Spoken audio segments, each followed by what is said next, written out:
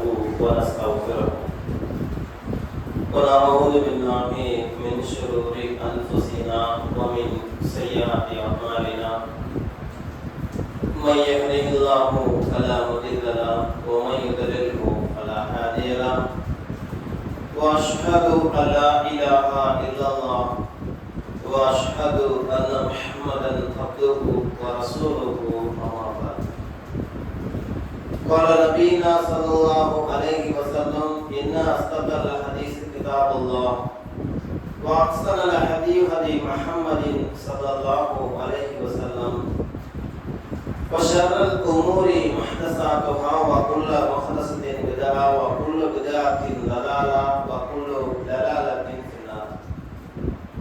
أعوذ بالله من الشيطان الرجيم. بسم الله الرحمن الرحيم. يا أيها الناس اتقوا ربكم الذي خلقكم من نفس واحدة وخلق منها زوجها وبث منهما رجالا كثيرا ونساء واتقوا الله الذي تساءلون به والأرحام إن الله كان عليكم رقيبا. يا أيها الذين آمنوا اتقوا الله حق تقاته ولا تموتن إلا وأنتم مسلمون. يا أيها الذين آمنوا اتقوا الله وقولوا قولا سديدا يصلح لكم أعمالكم ويغفر لكم ذنوبكم ومن يطع الله ورسوله فقد فاز فوزا عظيما. رب اشرح لي صدري ويسر لي أمري واحلل عقدة من لساني يفقهوا قولي. கண்ணியத்திற்குரிய எல்லாம் வல்ல அல்லாஹ் ஜல்ல ஷானஹு தஆலாவின் நல்லடியார்களே, நம்மையெல்லாம் இந்த உலகத்தில் முஸ்லிம்களாக பிறக்க வைத்து முஸ்லிம்களாக வாழச் செய்திருக்கக்கூடிய ஏக நாயன் அல்லாஹ்வுக்கே எல்லா புகழும். அவனுடைய அன்பும் அருளும் சாந்தியும் சமாதானமும் அனைத்து இறை தூதர்களின் மீதும் நம் உயிரை விட மேலாக நேசிக்கக்கூடிய அண்ணல் பெருமகனார் ஸல்லல்லாஹு அலைஹி வஸல்லம் அவர்களின் மீதும் அவர்களுடைய சொல் செயல்களை தன்னுடைய வாழ்க்கையில் இயன்ற அளவுக்கு பின்பற்றி வாழ்ந்து மறைந்த உத்தம சத்திய சஹாபாக்களின் மீதும் சஹாபிய பெண்மணிகள் மீதும் இன்னும் நாட்களிலேயே சிறந்த நாளாக இருக்கக்கூடிய இந்த ஜும்மாவுடைய நன்னாளிலே அவனை வணங்க வேண்டும் என்ற உயர்வான நோக்கத்தோடு இங்கு வந்திருக்கக்கூடிய நம் அனைவர்கள் மீதும் அல்லாஹ்வுடைய அன்பும் அருளும் சாந்தியும் சமாதானமும் என்றென்றும் நீங்காமல் நின்று நிலவட்டுமாக. கண்ணியத்திற்குரிய சகோதர சகோதரிகளே, இந்த வாரம் ஜுமா உரை தொடரட்டும் இறையச்சம் என்கிற தலைப்பில் சில செய்திகளை பார்க்க இருக்கிறோம். பொதுவாக நிறைய நபர்களுக்கு இறையச்சம் என்று சொன்னால் நம்முடைய நினைவுக்கு வருவது எது? இறையச்சம்னு சொன்னா ரமலான் தான் ஞாபகம் வரும். இந்த ரமலானை எதற்காக கடமையாக்கினான் நம்மை படைத்த ரப்புல் ஆலமீன்? இந்த ரமலானுடைய நோன்பை நமக்கு எதற்காக கடமையாக்கினான்னு கேட்டா நிறைய நபர்களுக்கு தெரியாது. ஒரு சில பேர் சொல்லுவாங்க, ரமலான் எதற்கு கடமையாக்கப்பட்டது அப்படின்னு கேட்டா, பசியை உணர்வதற்காக அல்லாஹ் தஆலா ரமலானை கடமையாக்கினான்னு சொல்லுவாங்க. இன்னும் ஒரு சில பேர் என்ன சொல்லுவாங்க, எதற்காக ரமலானை கடமையாக்கப்பட்டார் அல்லாஹ், எதற்காக நம்ம கடமையாக்கிட்டான்னு கேட்டா, நோன்பு வச்சா நோய் வராது, அதுக்காக கடமையாக்கினான்னு சொல்லுவாங்க. இன்னும் சில பேர் என்ன சொல்லுவாங்க, இந்த ரமலானுடைய மாதத்தை அல்லாஹ் தஆலா நமக்கு எதற்காக கடமையாக்கினான்னு கேட்டா, எல்லாரும் சந்தோஷமா இருக்கணும், ரமலானை கொண்டாடணும் அப்படின்னு சொல்லுவாங்க. இன்னும் சில பேர் என்ன சொல்லுவாங்கன்னா, எதுங்க ரமலானை கடமையாக்கப்பட்டது அப்படின்னு கேட்டா, அல்லாஹ்வுடைய திருக்குர்ஆன் இறங்கிய இந்த மாதம் அதுக்காக கடமையாக்கினான்னு சொல்லுவாங்க. ஆனால் நம்மை படைத்த ரப்புல் ஆலமீன் நமக்கு சொல்றான், அல்லாஹ்வுடைய திருமறை குர்ஆன்ல அல்லாஹ் தஆலா சொல்லுகிறான், யா அய்யுஹல்லதீன ஆமனு, இறை நம்பிக்கை கொண்டோரே. யாரை பார்த்து சொல்றான் அல்லாஹ்? யார் யாரெல்லாம் இறைவனை நம்பிக்கை கொண்டார்களோ, யார் யாரெல்லாம் இறைவன் தான் என்னுடைய கடவுள், என்னை படைத்தது அல்லாஹ் ஒருவன் தான் என்று ஏற்றுக்கொண்டார்களோ, நம்மை பார்த்து அல்லாஹ் தஆலா பேசுகின்றான், யா அய்யுஹல்லதீன ஆமனு, இறை நம்பிக்கை கொண்டோரே, குத்திப அலைக்கும் சியாம், உங்களுக்கு முன் சென்றோர் மீது நோன்பு கடமையாக்கப்பட்டது போல் உங்கள் மீது நோன்பு கடமையாக்கப்பட்டுள்ளது. கமா குத்திப அலல்லதீன மின் கப்லிக்கும், எதுக்காக நோன்பு கடமையாக்கப்பட்டிருக்காங்களா? உங்களுக்கு முன்னால் வாழ்ந்தார்களே மூதாதையவர்கள், அவர்கள் மீது நம்ம நோன்பை கடமையாக்கினோம், உங்கள் மீது நோன்பை கடமையாக்கினோம். எதற்காக கடமையாக்கினோம்? அல்லாஹ் தஆலா அடுத்த வசனத்தை வாசிக்கும் பொழுது அல்லாஹ் தஆலா பேசுகிறான், லஅல்லகும் தத்தகூன், நீங்கள் இறையச்சம் கொள்வதற்காக என்று அல்லாஹ் தஆலா சொல்கிறான். பதா ரமலான் வந்த மாதிரி இருந்துச்சு, 2-3 நாள் ஆச்சு, அதுக்குள்ள பார்த்தா இன்னைக்கு 27வது நோன்பு நம்ம இருக்கிறோம். பெருசா டயர்டு தெரியல, ஒரு வாரம் தான் இருக்கும் அப்படின்னு நம்ம நினைக்கிறோம். 27 நாள் கடந்துட்டோம். இப்படிங்கிறப்ப ஓடிடுச்சு ஒரு மாசம். நாம் எடுத்த பயிற்சி என்ன? அல்லாஹ் தஆலா எதுக்கு சொல்றான்? லஅல்லகும் தத்தகூன், நீங்கள் இறையச்சம் கொள்ள வேண்டும் என்பதற்காக கடமையாக்கணும்னு சொல்றான். ரமலானுடைய மாதம் வந்தால் இறைவனை வணங்க வேண்டிய விஷயத்தில் நாம் எப்படி இருக்கிறோம்? இறையச்சத்தில் எப்படி இருக்கின்றோம்? ஒரு பொய் பேச மாட்டோம்.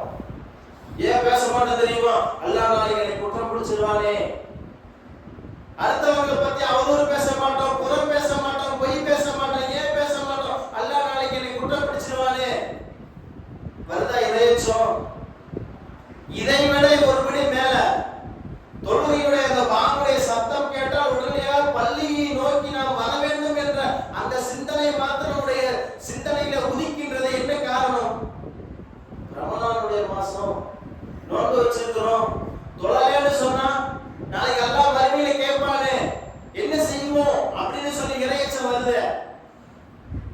அந்த இறையச்சம் இறுதி வரைக்கும் வருதா? இறைவனை வணங்க வேண்டிய விஷயத்தில் நாம் எப்படி இருக்கிறோம்? ரமலானுடைய மாசத்துல சரியான முறையில் இருக்கிறோம். ரமலான் முடிந்த பிறகு நாம் எடுத்த பயிற்சி என்ன?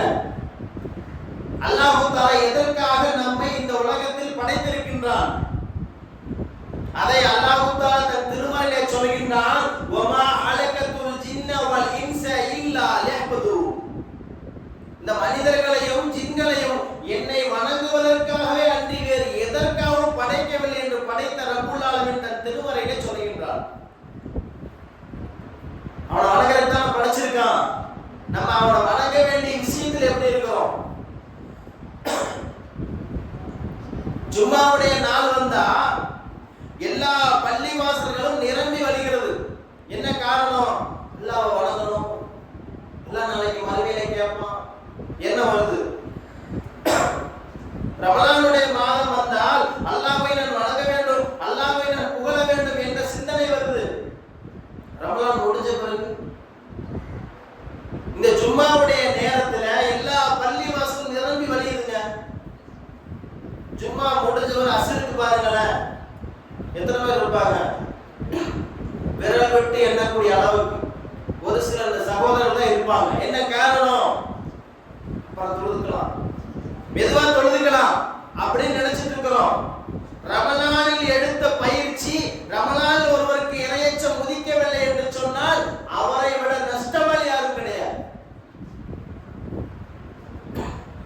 வாரத்துக்கு ஒரு முறை தொழுதுட்டோம், ஜும்மாவுடைய தொழுகையை நிறைவேற்றி விட்டோம், இறைவனுக்கு செய்ய வேண்டிய கடமைகளை நான் பூர்த்தி செய்து விட்டேன் என்று ஒதுங்க கூடாது. ரமலானுடைய மாசம் பார்த்த ஒரு சில பேர் பார்க்கணும், பள்ளியை விட்டு வீட்டுக்கே போக மாட்டாங்க. என்ன காரணம்?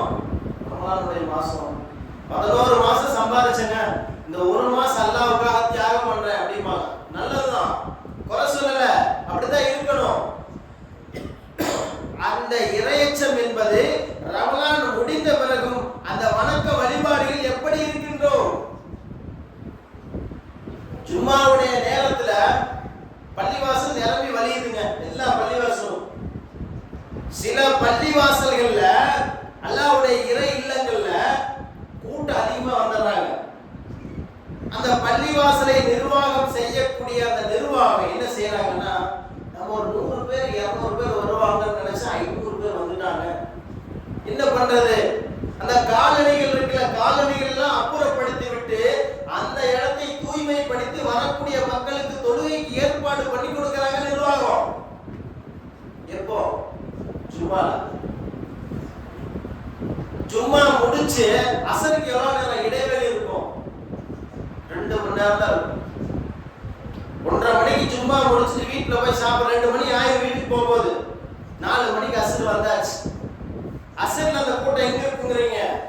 பள்ளிவாசல் இருக்க. ஜும்மாவுக்கு வந்த அந்த கூட்டம் அசருக்கு எங்க போச்சு? அசருக்கு முஅத்தின் தனியா பாங்கு சொல்லி தனியா நின்று இருப்பார். பள்ளிவாசல் இமாம் தனியா நின்னுட்டு இருப்பார். யாராவது தொழுகைக்கு வந்துட மாட்டாங்களா? ஜமாத்தோட தொழுதலாம். யாராவது வந்தா நன்மை அதிகமா கொள்ளையடிச்சிடலாம்னு சொல்லி இமாம் தனியா நின்று இருப்பார். திருப்பி திருப்பி பார்த்துட்டே இருப்பார் வாசல. யாராவது ஒரு நபர் வந்துட்டாங்க தொழுதுக்கலாமே அப்படின்னு எதிர்பார்த்துட்டு இருப்பாங்க. அதுவே 2 மணி நேரத்துக்கு முன்பாக காலணிகளை அப்புறப்படுத்தி விட்டு அந்த இடத்துல நின்று வணங்கிய சமுதாயம் அசருக்கு காரணம். நம்மளுடைய இறையச்சம் எப்படி இருக்குன்னு பாருங்க. இந்த இறையச்சத்துக்கு அல்லாஹ் சொர்க்கத்தை கொடுப்பானா? யோசித்து பாருங்கள். நாளைக்கு அல்லாஹ் மறுமையிலே கேட்பானே, உன்னை எதுக்காகப்பா படைச்சேன்? என்ன வணங்குறதுக்கு தானே படைச்சேன்.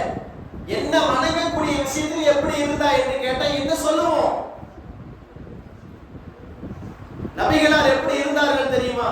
நம்ம உயிரை விட மேல நேசிக்கிறோம்ல. நபிகள் நாயகம் ஸல்லல்லாஹு அலைஹி வஸல்லம் அவர்கள் இறையச்சத்தில் எப்படி திகழ்ந்தார்கள் தெரியுமா? நான் சொல்வது ரமலானுடைய மாதம் அல்ல. ரமலான் அல்லாத மாதத்தில் அல்லாஹ்வுடைய தூதர் அவர்கள் இரவு நேரங்கள்ல, இன்றைக்கு நாம் இரவு தொழுக 1 மணி நேரம் தொழுகிறோம், ஒரு 1/2 மணி நேரம் எச்சாயின்னு சொன்னா அவ்வளவுதான் முடிச்சு. என்ன சொல்லுவோம்? நாங்க எவ்வளவு வேலை இருக்குது, வீட்டுக்கு போய் தூங்கணும், 1.5 மணி நேரம் தொலை வைக்கிறீங்களே அப்படின்னு நம்மளுடைய நிலை எப்படி? நம்ம முதற்கொண்டு நான் முதற்கொண்டு அப்படிதான் சொல்லுவோம். அல்லாஹ்வுடைய தூதர் அவர்கள் ரமலான் மாதம் அல்ல, ரமலான் அல்லாத மாதத்தில் இரவு முழுவதும் இறைவனை நின்று வணங்குவார்கள். அல்லாஹ்வுடைய தூதருடைய கால் இருக்குல்ல, அப்படியே வீங்கிரும். சுன்னத்தான தொழுகை. நம்ம இன்னைக்கு பரல் தொழுகைக்கு சும்மாக்கு பள்ளிவாசல் நிரம்பி வழிஞ்சிருச்சு. அசருக்கு ஆளை காணோம். நம்முடைய நிலை, நம்ம சமுதாயத்துடைய நிலை இப்படி இருக்குது. அல்லாஹ்வுடைய தூதர் அவர்கள் இரவு முழுவதும் இறைவனை நின்று வணங்குவார்கள். சுன்னத்தான தொழுகை, பரல் இல்ல, சுன்னத்தான தொழுகை.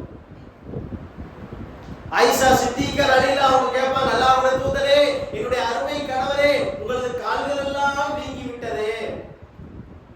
கால் வீங்கிருச்சு அல்லாஹ்வுடைய தூதரே, கொஞ்சம் ரெஸ்ட் எடுத்துங்களேன், கொஞ்சம் ஓய்வு எடுத்துங்களேன். ஏன் இவ்வளவு சிரமப்படுறீங்க? உங்களுக்கு அல்லாஹ் தஆலா அருள் செய்து விட்டான். என்ன அருள்? நீங்கள் முன்னால் செய்த பாவங்களை எல்லாம் அல்லாஹ் தஆலா மன்னித்து விட்டான். நீங்கள் பின்னால் செய்யக்கூடிய பாவங்களையும் அல்லாஹ் தஆலா மன்னித்து விட்டான் என்று உங்களுக்கு அருள் செய்து விட்டானே. திருமையை உங்களை இப்படி வருத்திக்கிறீங்க, இவ்வளவு கஷ்டப்படுறீங்களா அல்லாஹ்வுடைய தூதரே, கொஞ்சம் ஓய்வு எடுக்க கூடாதா? ஆயிஷா அம்மா கேட்பாங்க. அல்லாஹ்வுடைய தூதர் என்ன சொன்னாங்க தெரியுமா? ஆயிஷாவே, என்னை படைத்த ரப்புல் ஆலமீனுக்கு நான் நன்றியுள்ள அடியாராக இருக்க வேண்டும் ஆயிஷாவேன்னு சொன்னாங்களே. உசரவோட நம்ம மேல அல்லாஹ்வுடைய தூதர் தான் நேசிக்கிறோம். அந்த அல்லாஹ்வுடைய தூதர் கால் வீங்கக்கூடிய அளவுக்கு நின்று இறைவனை வணங்கினார்களே. இன்னைக்கு நம்ம எப்படி இருக்கிறோம்? நம்முடைய நிலை எப்படி இருக்கின்றது? ஜும்மாவுக்கு வந்துட்டா போதுமா, இறைவனை வணங்கி விட்டோம். ரமலானுடைய மாதம் வந்தால் இறைவனை வணங்கி விட்டோம், இறைவனுக்கு செய்ய வேண்டிய கடமைகளை எல்லாம் நான் பூர்த்தி செய்து விட்டேன் சென்றால் மறுமையிலே கை சேரும். அல்லாஹ்வுடைய தூதர் அந்த அளவுக்கு இறையச்சத்தில் திகழ்ந்தார்களே. அல்லாஹ்வுடைய தூதர் அவர்களுக்கும் நமக்கும் ஒப்பீடு செய்து பாருங்கள். அல்லாஹ்வுடைய தூதர் அவர்கள் இறையச்சத்தில் மலையளவுக்கு உயர்ந்திருப்பார்கள். நாம் இன்றைக்கு மடு அளவும் கூட கிடையாது. தொழுகையில் சுணக்கமாக இருக்கின்றோம், தொழுகையில் பொதுவாக இருக்கின்றோம். இறைவன் நம்மை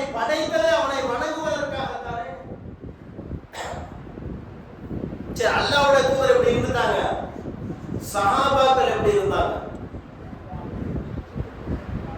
அப்துல்லா இப்னு உம்மி மக்தூம் என்று சொல்லக்கூடிய ஒரு சஹாபி, எல்லாத்துக்கும் தெரியும். இந்த சஹாபியுடைய பெயரை சொன்னா தெரியாதவங்க யாருமே கிடையாது. அப்துல்லா இப்னு உம்மி மக்தூம் ரலியல்லாஹு அன்ஹு அவங்க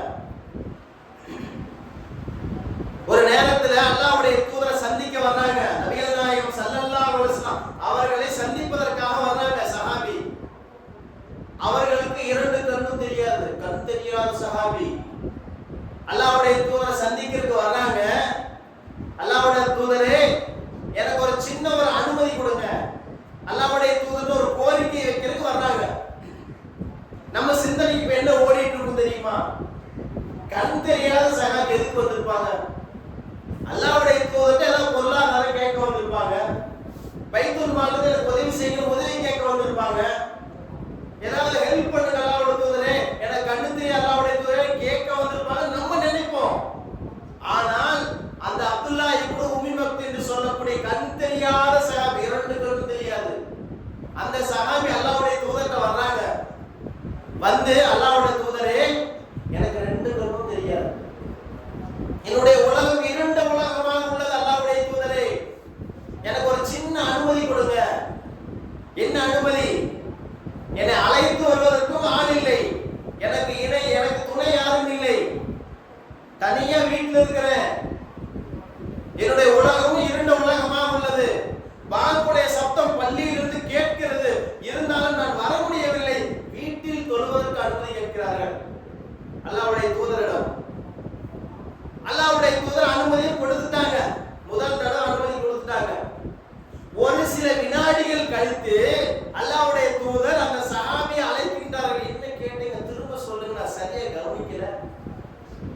நீங்க சொன்னத சரியா கவனிக்கல, திரும்ப சொல்லுங்கங்கறாங்க. திரும்ப அந்த சஹாபி சொல்றாங்க, அல்லாஹ்வுடைய தூதரே, என்ன அழைச்சிட்டு வரக்கு ஆள் இல்ல, ரெண்டு கண்ணும் தெரியாது, நான் வீட்டுல தொழுதுக்கிறேன் அப்படின்னு சொன்ன உடனே இரண்டாவது முறை அல்லாஹ்வுடைய தூதர் என்ன சொன்னாங்க தெரியுமா? நம்ம என்ன நினைச்சிட்டு இருப்போம், அல்லாஹ்வுடைய தூதர் கண் தெரியாதுன்னு சொல்லிட்டாங்க, அல்லாஹ்வுடைய தூதர் அனுமதி கொடுத்து அப்படின்னு நம்ம நினைச்சிருப்போம்ல. என்ன சொன்னாங்க தெரியுமா அல்லாஹ்வுடைய தூதர்? அவங்க ரெண்டு கண்ணும் உங்களுக்கு தெரியாது, சரி பரவாயில்ல, காது கேக்குதா? உங்களது செவிகள் வேலை செய்தா? காதுகள் கேட்கிறதான்னு கேட்கிறாங்க அல்லாஹ்வுடைய தூதர். அந்த சஹாபி சொல்றாங்க, அல்லாஹ்வுடைய தூதர் காது கேக்குது. அப்படியா? பாங்குடைய சத்தம் பள்ளியிலிருந்து ஒலிக்கின்றது, அல்லாஹ் அக்பர், அல்லாஹ் தான் மிகப்பெரியவன் என்ற ஓசை உங்களுடைய காதுகளில் கேட்கிறதா? கேக்குது அல்லாஹ்வுடைய தூதரே.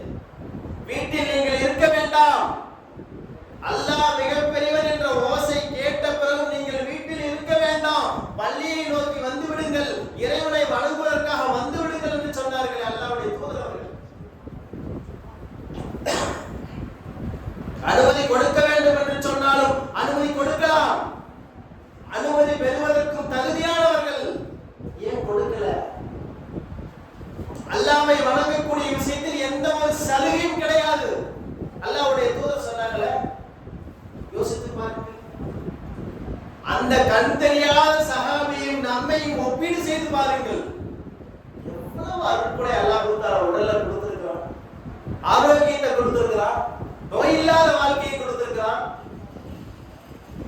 பக்கத்துல கோயம்புத்தூர்ல பக்கத்துல ஜிஹெச் போய் பாருங்க, எத்தனை பேர் நோயாளிகள். மூச்சு வாங்குது முடியல, போய் ஆஸ்துமா. பக்கத்துல ஒரு சிலிண்டர் இருக்கும், தனியார் ஆஸ்பத்திரிக்கு போனா 25,000 ரூபாய் கட்டணும் அந்த சிலிண்டருக்கு. ஒரு சிலிண்டருக்கு ஒரு நாள் 2 நாள் அந்த கேஸ் காலி ஆயிடும். மூச்சு காத்துக்காக 25,000 ரூபாய் தனியார் ஆஸ்பத்திரிக்கு போனா. ஜிஹெச்ல எத்தனை பேர் நோயாளியாக இருக்கிறான், கண் தெரியாம இருக்கிறாங்க, காது கேட்காம இருக்கிறாங்க, பேச முடியாம இருக்கிறாங்க, எவ்வளவு நோய்வாய்ப்பட்டு இருக்கிறாங்க. எப்படியாவது இந்த நோய் எனக்கு நல்லாயிராதா அப்படின்னு ஏங்கக்கூடிய மக்கள் எத்துணை மக்கள் இருக்கிறாங்க. நமக்கு அல்லாஹ் தஆலா அருளா கொடுத்திருக்கான ஆரோக்கியத்தை, அந்த ஆரோக்கியத்தை அல்லாஹ்வுடைய பாதையில் செலவழிச்சிருக்கிறோமா? தானம் தர்மம் இன்ன பிற இபாதத்துகள் ஒரு முறை இருக்கட்டும், இறைவனை வணங்க வேண்டிய விஷயத்தில் சரியா இருக்கிறோமா? அதெல்லாம் மறுமையில கேட்பாங்க. என்ன சொல்லுவோம்? அந்த சஹாபி அல்லாஹ் தஆலா வர வைப்பான்.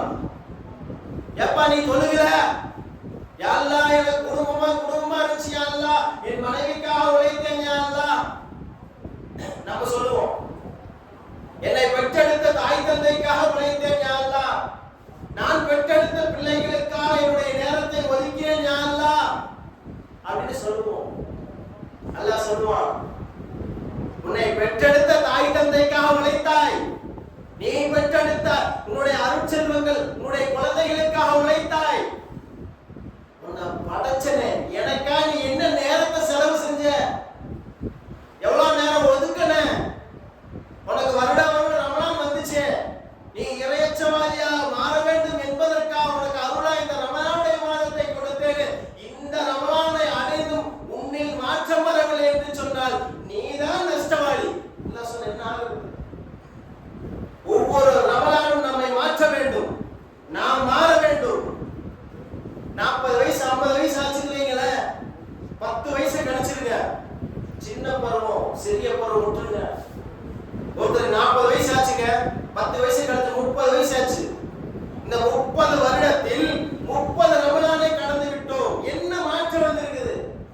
அதே மாதிரி தான், அதே பயான் கேட்கிறோம். பயான் கேட்டு முடிச்சோட வெளியே போன சார்ஜ் டவுன் ஆகி, செல்போனுக்கு சார்ஜ் டவுன் ஆகும். அப்படி ஆகலாமா?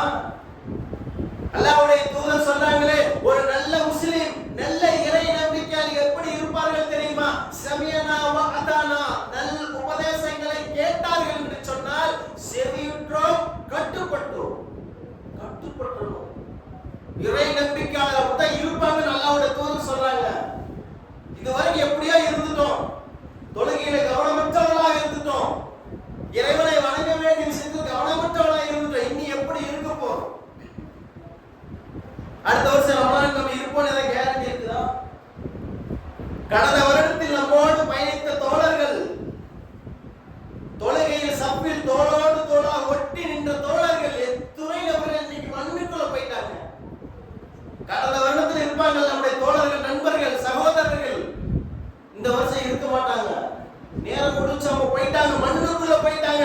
நம்ம அடுத்த வருஷம் இருப்போமா இருக்க மாட்டோமா தெரியாது, கேரண்டி கிடையாது.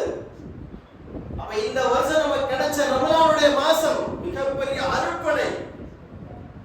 ஏன் அருட்கொடை தெரியுமா? கடந்த வருடத்துல இருந்தவர்கள் இந்த வருடத்துல இல்ல. இந்த வருடத்துல நம்ம இருக்கோம்னா அல்லாஹ் கொடுத்த அருளால தான் இருக்கிறோம். அடுத்த வருஷம் இருப்போமா இருக்க மாட்டோமா தெரியாது. அவருடைய வாழ்க்கை இறையச்சவாதியாக மாற வேண்டும். எத்தனை நாளைக்கு நம்ம வாழ போறோம்? 40 வயசாச்சு, 50 வயசாச்சு, எவ்வளவு நாளைக்கு வாழ போறோம்? நமக்காக வெட்டப்பட்ட கபர் காத்து கொண்டு இருக்கிறது. நம்ம நினைச்சிட்டு இருக்கிறோம் 80 வயசு ஆயிரும், 100 வயசு ஆயிரும், மூத்தெல்லாம் அப்பதான் வரும், எதுவுமா தொழுதுக்கலாம், இப்ப என்ன அவசரம்? இப்படிதான் நினைக்கிறோம். அப்படி நினைச்சவங்க தொழுகையை விடணும். 80 வயசு ஆகவே போய் பள்ளிவாசலே எதிர்ப்பு படுத்துக்கலாம். அந்த சிந்தனை ஒரு முஸ்லிமுக்கு வரலாமா? 80 வயசு வரைக்கும் நான் உயிரோடு இருப்பேங்கிற அந்த சிந்தனை வரலாமா? இன்னைக்கு ஜும்மாவுடைய நாள், நாளைக்கு சனிக்கிழமை காலையில 10 மணிக்கு எனக்கு மரணம் வருது அப்படிங்கிற எண்ணம் வந்தா தொழுகை விடுவோமாங்க? நாளைக்கு என்னுடைய ஜனாசா அஸ்ருக்கு எடுத்துட்டு போயிருந்தாங்க, என்னுடைய தாய் தந்தைக்காக உழைத்தேன், அந்த தாய் தந்தை தள்ளி நிற்பார்கள், துவா செய்வதோடு முடிச்சு. நாம் பெற்றெடுத்த பிள்ளைகள், அவர்களுக்காக உழைத்தோம், அவர்கள் தள்ளி நிற்பார்கள். நம்மளுடைய நிலைமை என்ன ஆகுது? இந்த இறையச்ச இல்லைன்னு வைங்க, மிகப்பெரிய கை சேதம் ஏற்படும். என்ன வரணும்? இறையச்சவாதியாக மாற்றம் வரும். நம்முடைய வாழ்க்கையில் தொடரட்டும் இறையச்சம், தொடர்ந்து இறையச்சவாதியாகவே பயணிக்கணும். என்ன ஆனாலும் சரி, ஒரு நாளைக்கு எத்தனை வக்து? 5 வக்து. ஒரு வக்துக்கு 10 நிமிஷம், 5 வக்து ஒரு நாளைக்கு 50 நிமிஷம், 1 மணி நேரம் இறைவனை வணங்குவதற்கு 24 மணி நேரம் நம்ம இருக்கிறோம். 10 மணி நேரம் தூக்கத்தை கழிச்சுங்க, 10 மணி நேரம் தூங்குறோம், ரெஸ்ட் எடுக்கிறோம், இரவு நேரத்தை விட்டு 14 மணி நேரம் நம்ம இருக்கிறோம். நமக்காக, நம்முடைய பெற்றோருக்காக, நாம் பெற்றெடுத்த பிள்ளைக்காக உழைக்கிறோமே. நம்மை படைத்த இறைவனுக்காக ஒரு நாளைக்கு 1 மணி நேரம் நான் இறைவனை வணங்கவில்லை என்று சொன்னால் நான் என்ன முஸ்லிம்? எப்படி எல்லாம் சொர்க்கத்தை கொடுப்பான்? எல்லாம் எனக்கு சொர்க்கத்தை முடியாதுல்ல அப்படின்னு மறுமையில கேட்ட, என்னப்பா நீ செஞ்சுட்ட? என்ன செஞ்ச? உன்னை படைச்ச நோக்கம் என்ன? என்னை வணங்குறதுக்கு தான் நான் படைச்சேன். வணங்கக்கூடிய விஷயத்துல எப்படி இருந்த? கண் தெரியாத ஒரு சஹாபி அவங்க அல்லாஹ்வுடைய தூதர் வந்து அனுமதி கேட்கிறாங்க. உனக்கு கண்ணு தெரிய வச்சிருந்தனா? இல்ல இல்ல. உனக்கு கண்ணை கொடுத்தல, ஆரோக்கியத்தை கொடுத்தல, என்ன செஞ்ச? அதே கண்ணுடைய அந்த சஹாபியுடைய அந்த இதை எடுத்துக்க. கண்ணு இல்லாம நம்மளால வாழ முடியுமாங்க? இப்ப கண்ணு இருக்குல்ல, எனக்கு நான் கண்ணு இல்லைன்னு நினைச்சிட்டு கண்ணை மூடிட்டு பக்கத்துல உள்ள காந்திபுரம் பஸ் ஸ்டாண்டுக்கு போகணும். 2 வீலர்ல போறேன்.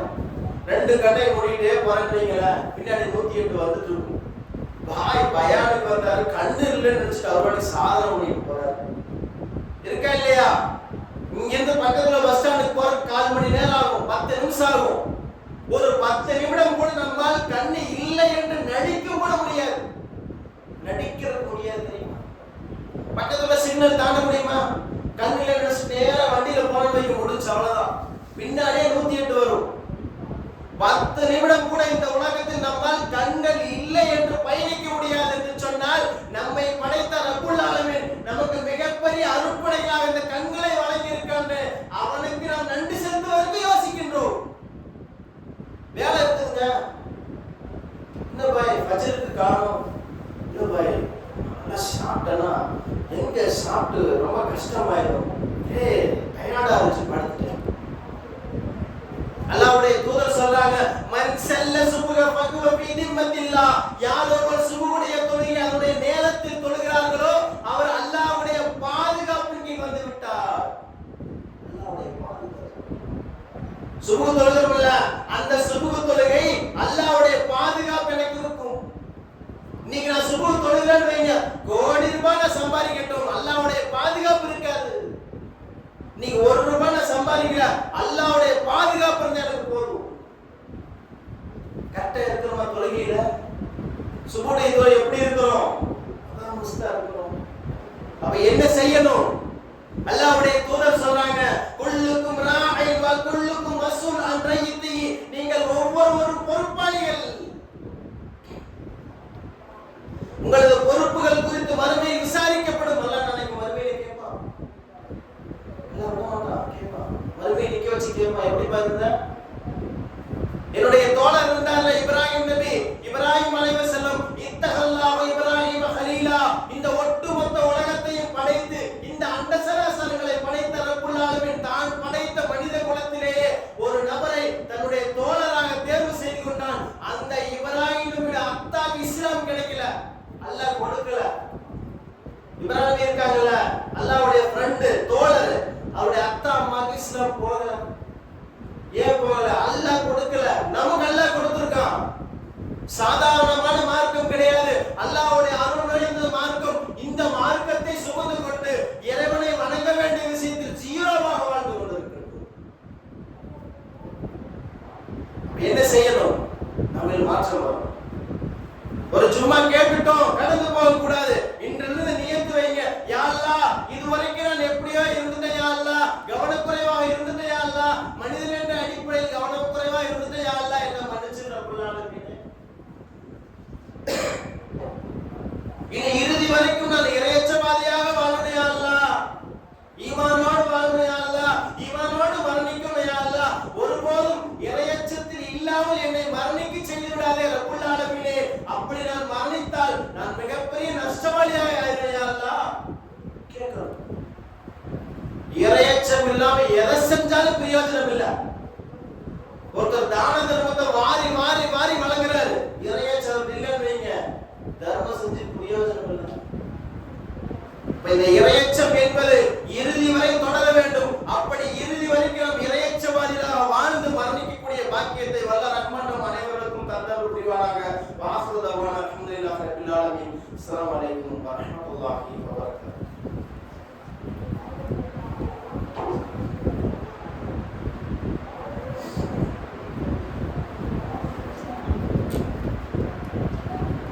السلام عليكم ورحمة الله وبركاته. اللهم صل على محمد وعلى آل محمد كما صليت على إبراهيم وعلى آل إبراهيم إنك حميد مجيد.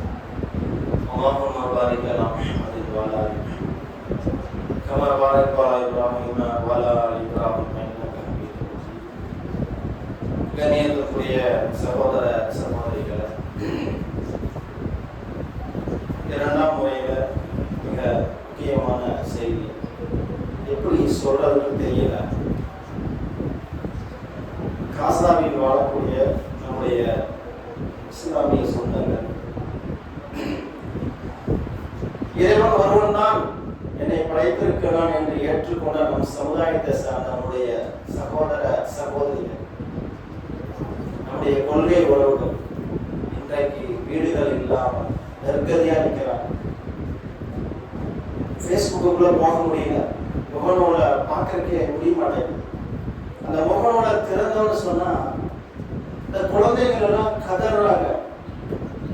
அதுல இன்னைக்கு காலையில ஒரு சம்பவம் பார்த்தேன்.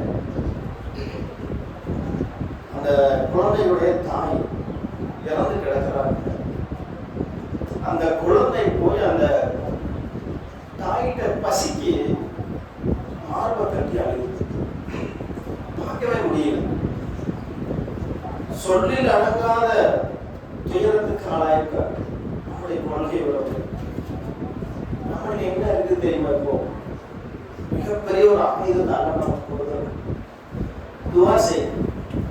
அந்த குழந்தைகளுக்காக, பெற்றோர்களை இழந்து வாழக்கூடிய அந்த பச்சிளம் குழந்தைகளுக்காக, மனைவியை இழந்து தவிக்கக்கூடிய கணவன்களுக்காக, கணவனை இழந்து தவிக்கக்கூடிய மனைவிகளுக்காக, பிள்ளைகள் இறந்து தவியாய் தவிக்கக்கூடிய அந்த பெற்றோர்களுக்காக ஒவ்வொரு நேரத்தொழுகி நான் கையேந்து கேட்கிறேன், யா அல்லாஹ், என்னுடைய சமுதாய மக்களை கருவறுக்க துடிக்கும் இந்த யூத கூட்டத்தின் மீது உன்னுடைய சாபத்தை இறங்கு யா அல்லாஹ். யா அல்லாஹ், என் சமுதாய மக்களை பார்க்க முடியல யா அல்லாஹ். கண்கள்ல கண்ணீர் வரல, ரத்தம் வருது, அந்த அளவுக்கு வேதனையா இருக்குது யா அல்லாஹ். தகஜத்தில் கேளுங்க, நோன்பு திறப்பதற்கு முன்பாக கேளுங்க. சமுதாய மக்கள், அங்க இருக்கக்கூடிய அத்துணை மக்களும் அல்லாஹ் ஒருவன் தான் ஏற்றுக்கொண்டார்கள். நாமும் அல்லாஹ் ஒருவன் தான் ஏற்றுக்கொண்டோம். அந்த மக்களும் ஈமான் கொண்டார்கள், நாமும் ஈமான் கொண்டிருக்கிறோம். நம்மால் முடிந்தது துவா. ஒவ்வொரு நேரமும் கேளுங்க. மிக முக்கியமா பெருநாள் என்று கேளுங்க, அதிகமா கேளுங்க. இன்னைக்கு ஒரு அத்தா அம்மா இருக்காங்க, நம்முடைய பிள்ளையை அழைச்சிட்டு போறோம் ஜவுளி கடைக்கு. பெருநாள் வருது, மாமா ட்ரெஸ் வாங்கி கொடுக்க போறான்னு வைக்கிறேன். அந்த இடத்துல நம்முடைய குழந்தையை காணும், ஒரு சில மணி நேரம் காணும் அப்படின்னு சொன்னா அந்த குழந்தை எப்படி தவிக்கும்? அம்மா அம்மா அம்மா அம்மா கத்தும், அத்தா அத்தா அத்தான் கத்தும். எப்படியாவது கேமரா எல்லாம் பார்த்து, கேமரா ஃபுட்டேஜ் எடுத்து எல்லாம் ரெடி பண்ணி பாரு, இங்க இருக்கிறாங்க அம்மா, இங்க இருக்காங்க அத்தா அப்படின்னு கண்டுபிடிச்சிருவாங்க. அந்த குழந்தை ஓடி வந்து தாவி பிடிச்சிக்கும் அம்மாவை. எங்கம்மா போன, ஒரு மணி நேரம் எங்கம்மா விட்டுட்டு போனேன் அப்படின்னு பிடிச்சிடும். ஆனால் இன்றைக்கு காசாவுடைய நிலைமை எப்படி தெரியுமா இருக்குது? தன்னுடைய தாய் இறந்து கிடக்கிறாங்க, அம்மான்னு கத்துறாங்க.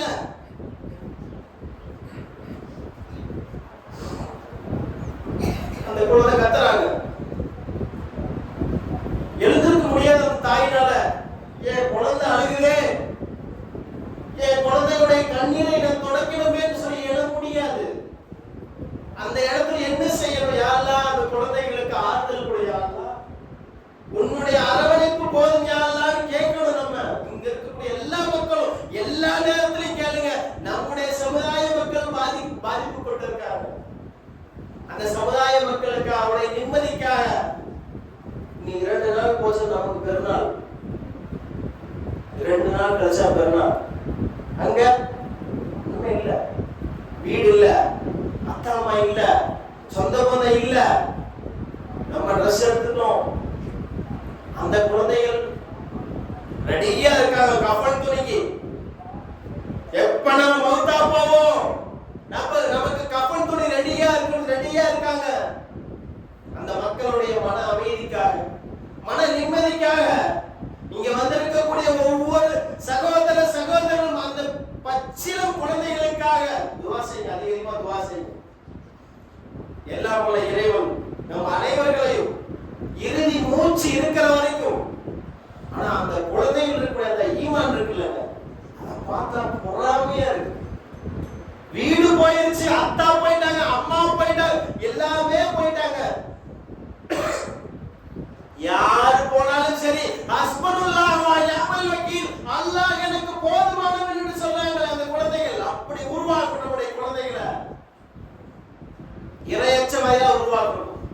அப்படி நாம் இறையச்சத்தோடு வாழ்ந்து இறையச்சத்தோடு மரணித்து நாளை மறுமையிலே வெற்றி பெறக்கூடிய நன்மக்களா அல்லாஹ் தஆலா உங்களையும் என்னையும் ஆக்கி அருள் புரிவானாக. வாஹிரு தஅவானா அல்ஹம்துலில்லாஹி ரப்பில் ஆலமீன். அஸ்ஸலாமு அலைக்கும் வ ரஹ்மத்துல்லாஹி வ பரகாத்துஹு.